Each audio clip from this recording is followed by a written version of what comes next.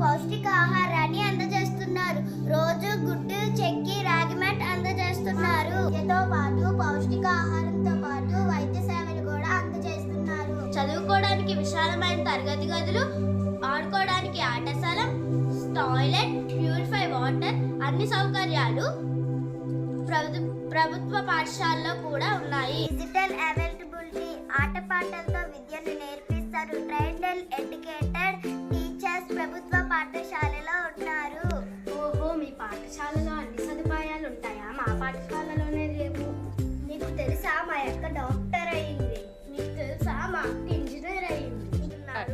ఓహో, అయితే నేను మీ పాఠశాలలో చేరుతాను. మా అమ్మ నాన్న చెప్పి మీ పాఠశాలలోనే చదువుకుంటాను. అలాగే రండి, కదిలి రండి.